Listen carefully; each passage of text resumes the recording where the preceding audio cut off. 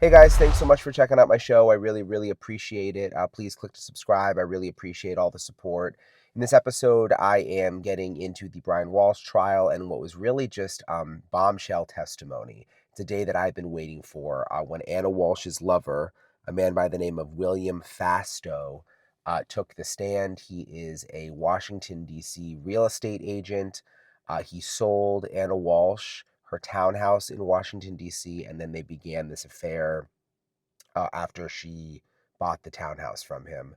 And he goes into great detail of how the relationship started, how the relationship progressed, what she said about Brian Walshe, what he thought of Brian Walshe, what he thought when Ana Walshe went missing. So I'm going to play some really key moments from the testimony here in a moment. And that's coming up in a second. First, though, there's also new surveillance video that was played in court, which is really important for the prosecution's case. This is it right here. This is video from an apartment complex where, from what I understand, Brian Walshe's mother lived. And the video shows Brian, or at least who prosecutors say is Brian Walshe, pulling in, and that is his, according to investigators, Volvo, driving in. You see it go off screen, park, and then you see someone dressed in dark clothing, and it's hard to make out exactly who it is, but prosecutors and investigators allege that's Brian Walshe, going to and from a dumpster there on the property of the apartment complex. And Brian Walshe, according to investigators, is the man and is seen carrying what looks like trash bags. And according to investigators, they believe that is likely Brian Walshe disposing of, this is hard to talk about, but, parts of Ana Walshe's body, and also, things that she owned. So yeah, this surveillance video was played for the jury, which is obviously, again, a really big part of the case. But back to William Fastow, who is Ana Walshe's lover. First, I want to play for you. He started to explain exactly how they met early on, and again, how the relationship progressed. And when was your initial contact with her after you sold her the home? Immediately. And what was your initial relationship? We quickly became close friends, then confidants, and before long we started an intimate relationship. And what do you mean by confidants? We would share conversations about our lives, what we were going through, personal troubles, those sorts of things. And you said that your relationship became more, that Yes. it became intimate. It did. And when did that happen? Shortly after she moved to Massachusetts, within a few weeks. Massachusetts? Sorry, excuse me, Washington, D.C. From Massachusetts to Washington, D.C. And what was your marital status at that time? I was separated. And do you have children, sir? I do. Tell me about the types of things that you and Ana did in the course of your relationship. We would go out to dinner, go to bars. She would accompany me to functions. I have a boat in Annapolis. She would come sailing with me. We did a couple of fitness dates together, see movies, those sorts of things. You said movies? Yes. And you said fitness dates. What do you mean by fitness dates? Ana was very active physically. Being in shape was very important to her. I hosted an outdoor yoga event, and she had attended on multiple occasions. When you say Ana was very active, what do you mean by that? She was very focused on staying in shape, sort of recovering from her multiple pregnancies, getting her figure back. She was really, trying to dial everything in and be as active as possible. Did she exercise? She did. Did you see her exercise? Yes. What kind of exercise did she do? She had a home gym that she worked out in. I believe there was a treadmill and some weights and a small weight bench there, and then the yoga classes we discussed. I also think she may have taken a couple Pilates or other yoga classes on her own. So how often would you see Ana Walshe in the course of your relationship? Typically 2 to 3 times a week. And would you see each other on the weekends? Yes, when she was in Washington. And how often would you and Ana communicate once your relationship became intimate? Pretty much daily. And how would you and Ana communicate with each other? Phone calls, text messages, and a private messenger through Instagram. So what's interesting about that is when he explains that they saw each other so frequently and talked so frequently, it seems Brian Walshe, according to his defense, was under the assumption that she was so busy with work in Washington, D.C. You know, she was the breadwinner now, making, I think, about $300,000 a year, that he just assumed that she was working all the time. But in reality, she was spending a lot of time with her lover, and they were seeing each other 3 times a week, talking on the phone constantly. He also explained, frustrations that Ana had with Brian Walshe. And let's not forget, Brian Walshe was in big trouble with the federal government. He was accused of selling fake artwork. And he was essentially on a type of home confinement where he had to be the main person taking care of the kids. Like that's how something about that's the way his deal worked with the federal government, and which is why, at least according to the way Ana explained it to her lover, why she didn't have the kids in Washington D.C. because he had to be the one in charge of keeping them back in Massachusetts, because I think that's part of the reason that he got this home confinement deal. So the lover spoke about what Ana thought about that, and also like just how Brian was kind of bringing Ana down because of these criminal issues. She had attempted to apply for a insurance policy, blanket coverage policy for her house, and the company she had reached out to was unwilling to underwrite the policy, and they had disclosed to her that it was because of Brian's history. What did Ana tell you about how she felt about her children not being with her in D.C.? Initially, she felt that it was something necessary for her to get through, but as time came on, it became a significant issue for her. It deeply upset her, and in time, she was even despondent about it. So William really made the point several times that Ana really missed her kids. She had a 4-bedroom townhouse that she had paid $1.3 million for in DC, that again she bought from him. 4 bedrooms because she wanted to move the kids there. And he said that she had even started buying furniture and decorating the kids' rooms, and she wanted to be there for her kids, and it was apparently upset that the situation was the way that it was.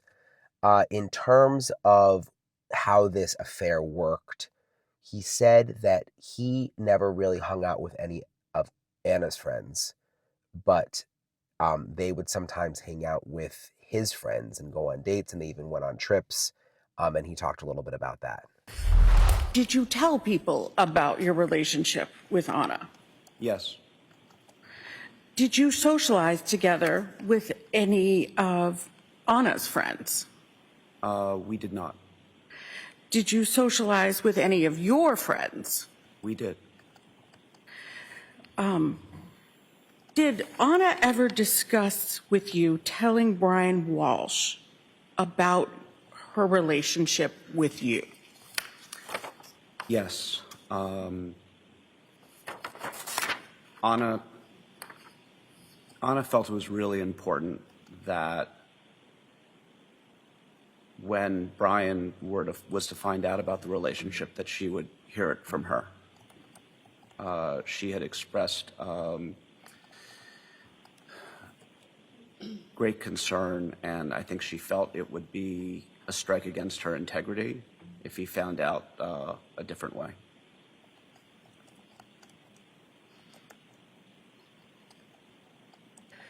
So,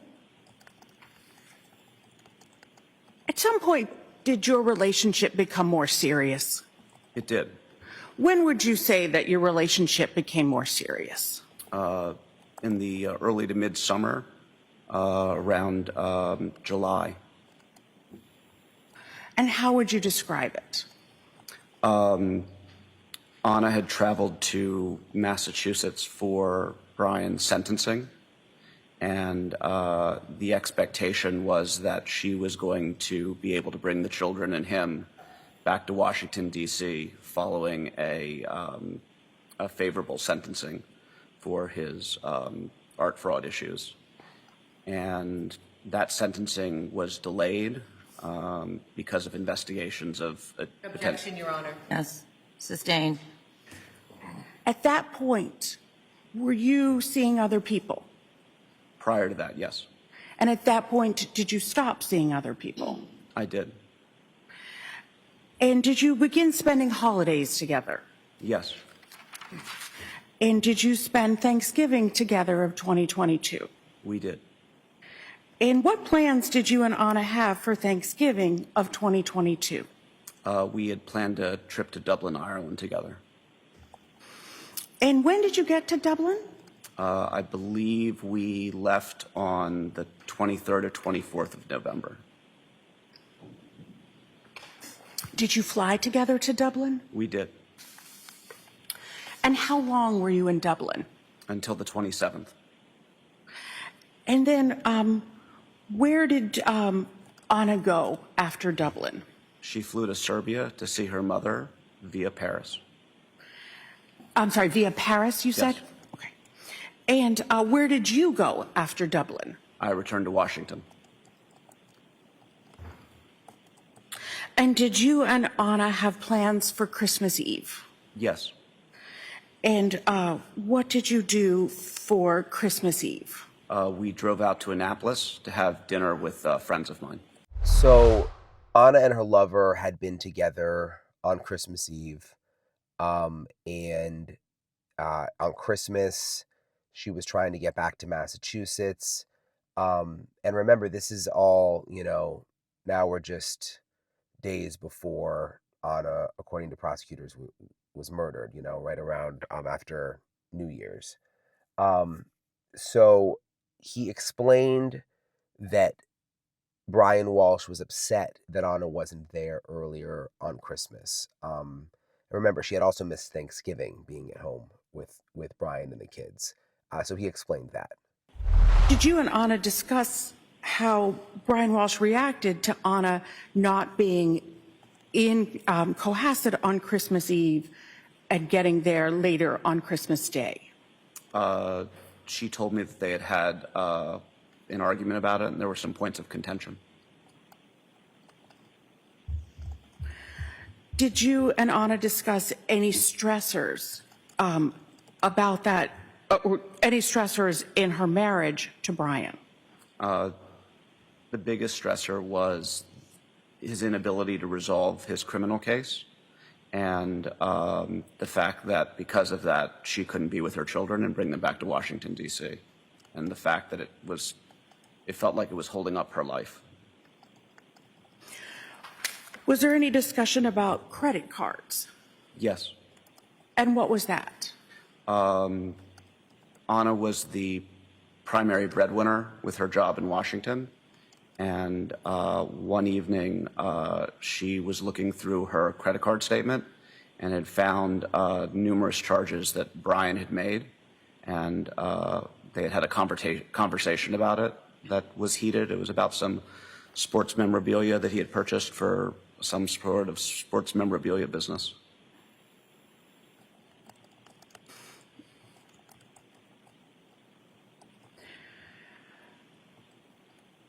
When was the last time, I'm sorry, were you and Ana making plans to go on any other trips in 2023?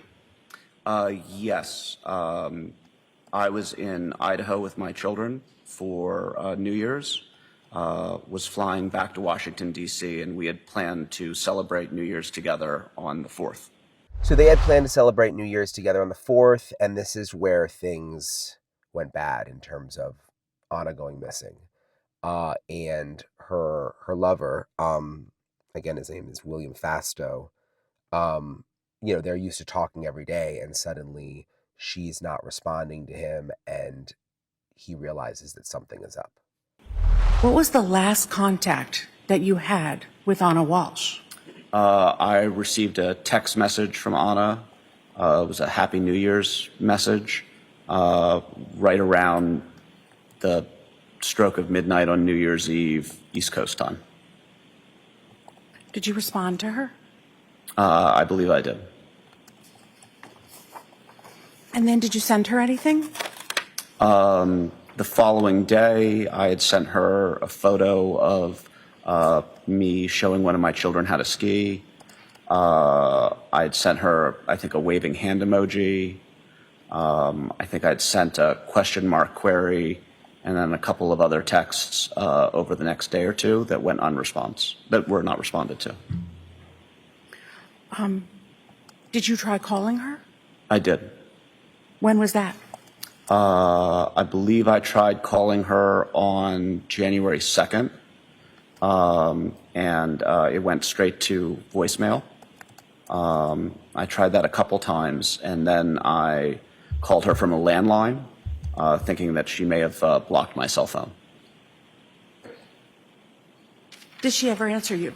She did not. Were you concerned? I was. Did you have any contact with Brian Walshe after you sold the townhouse to Ana? I may have had a call or two with him discussing the townhouse. I don't really recall. It would have been dealing with property matters. And then he called me on January 4th. And did you answer that call? I did not. What did you do? I pushed the call to my voicemail. Why'd you do that? I was in an intimate relationship with his wife. I had not heard from her in several days, and frankly, I was concerned that maybe he had found out and was calling to confront me. Did he leave you a voicemail? No. Did you call him back? I did not, but he called me a few hours later again. When was that? A few hours after the initial call, so maybe mid-morning, noonish. I couldn't tell exactly. And did you answer that second call? No, I pushed that to voicemail as well. Did Brian Walshe leave you a voicemail? The second time he did. And did you provide that voicemail to law enforcement? Yes, I did.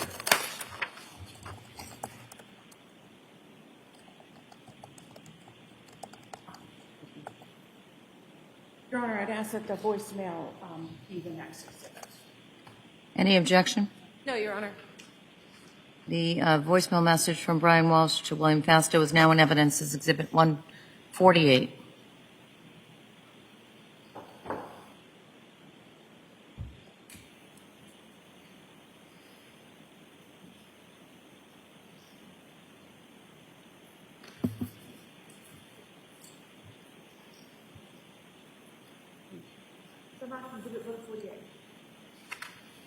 I'd ask Ms. Gilman to play that now.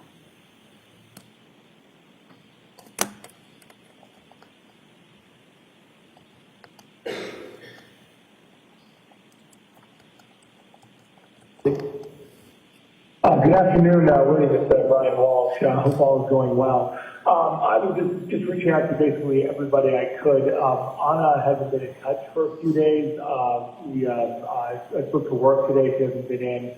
They went to the house and she wasn't there, or it looks like she's been there recently. So just wondering if you've spoken to her in the near, recently, like Sunday or the last 2 days. Just so let me know, or if you know anyone that might have had contact with her, calling everyone. So sorry to bother you. Sure, everything's fine, and you can reach me at 617-929-8646. Thanks. What did you do after receiving that voicemail, sir? I immediately called Brian back.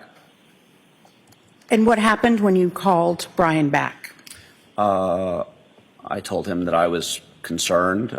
We had discussed that Ana had been missing since New Year's Day. And I was actually driving at the time that I made the call. I told him that I was nearby the house and that I could stop by the house and check to see if she was there, if that would be beneficial. And what did you did you do that? I did. And how did you get into the house? Brian provided me the garage code. I opened the garage and entered the garage bay underneath the house. And was there a car in the garage? There was not. Was there usually a car in the garage? Ana usually parked in the garage, yes. And did Ana have a car? Yes. Do you know what kind? I believe it was a Volkswagen Taos. Did she have one car, two cars, if you know? Just one car that I know of. Do you know, did you look inside the house? I checked the door leading from the garage to the house. That door was locked, so I couldn't enter the house. Did you notice any damage to the house? I did not. And what did you do after going to the house? I called Brian, let him know that there was no sign that she was there, that her car wasn't there. It didn't look like anyone had been home. And then I actually came back later that evening and checked the garage again in the hopes that she might have shown up. And did you see anything at that time? No, it was the same.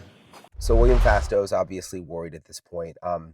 They began to question him in court more about whether he suspected that Brian Walshe had any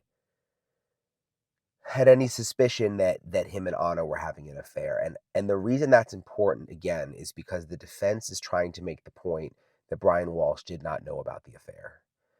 The prosecutor, this could be part of their motive, saying he did know or he did find out, and that's the reason he murdered Ana. So they kept going back many times to try to nail in on whether or not Brian knew.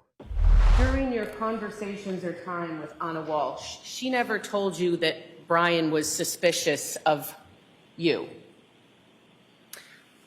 I had asked Ana what Brian's reaction would be if she ever found out. My question is not what you asked her. My question is, at no point did she ever come to you concerned and say, I think my husband knows I have an affair or he's suspicious of you? We had one episode where Brian called me while we were out to dinner, and I showed the phone to Ana because it was unusual for Brian to call me. Ana then later called Brian, and Brian had claimed that one of their children had taken his phone and called me by accident. That would be the closest thing that had happened where we felt concerned that maybe Brian had found out. So I guess I'm not asking if you felt concerned. I mean, you're having an illicit affair. You're always kind of concerned someone's going to find out, right? I mean, I suppose. My question to you is, did Ana ever text you or call you and say, ugh, I think Brian is suspicious that I'm having an affair? Ana never texted or called me and said that she felt that Brian knew that we were having an affair. You had mentioned that you had introduced or socialized with your friends and Ana Walshe. Yes. The friends that you had that you would socialize with Ana Walshe, they weren't connected to Brian in any way? No. Except for Jem Mutlu. Okay, and did Jem Mutlu ever come to D.C.? He did not, but we had correspondence. Okay. They also talked a lot about whether or not Ana and her lover had talked about their future together, what those conversations were like, how detailed they were planned, and whether Ana had any animosity towards Brian and what she would say about Brian. You had mentioned, I think on direct, that you had conversations about a future together, Yes. but you never had extensive, concrete conversations about being together and when that would happen. Correct. And at the time, at this time frame, that summer, fall, and winter of 2022, you were also in no position to openly start a new relationship with another person.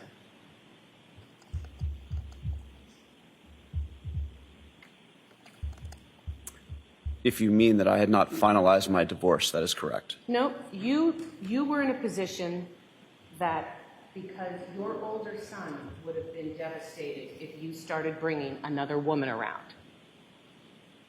Yes, I did say that. And if I'm correct, I believe on page 36 of Exhibit 145, which are text messages that you turned over,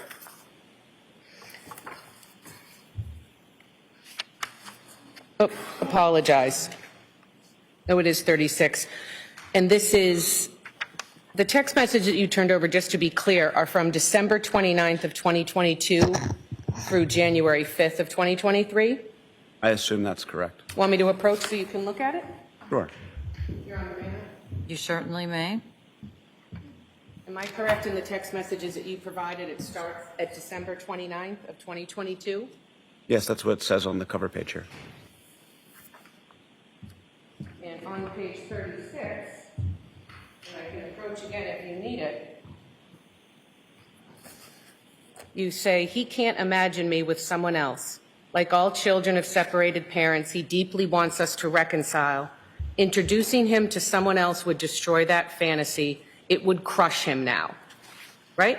Yes. And that was right around Christmas time and New Year's that you texted Ana Walshe that. Yes. So you had no intentions of having any immediate plans to openly start dating Ana Walshe with your 2 young boys. Correct. You were a concerned dad. You loved your son. You were protective of his feelings. Yes.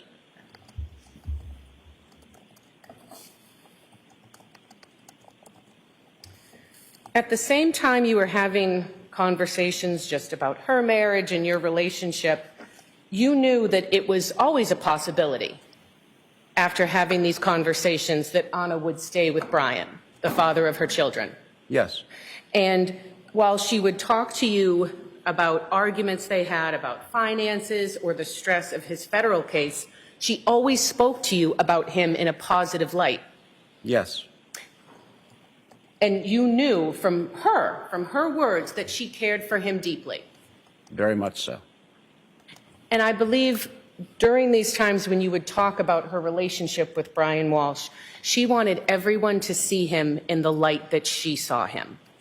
Very much so. So you hear William Fastow there saying that Ana cared for Brian Walshe deeply, didn't seem to talk bad about him for the most part.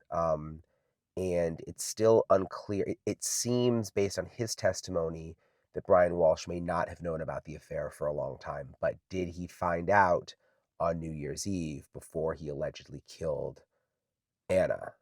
And the lover just doesn't know about that. That's a possibility.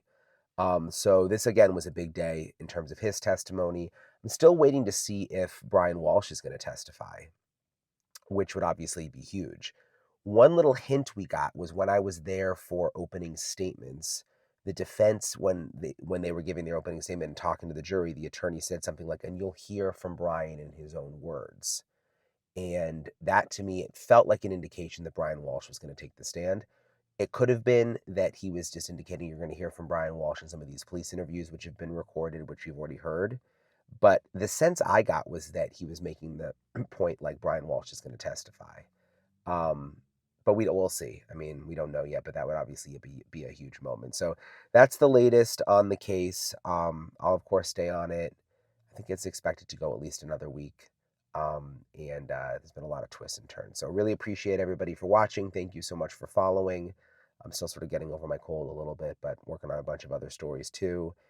So I'll keep you guys posted. All right, see you guys.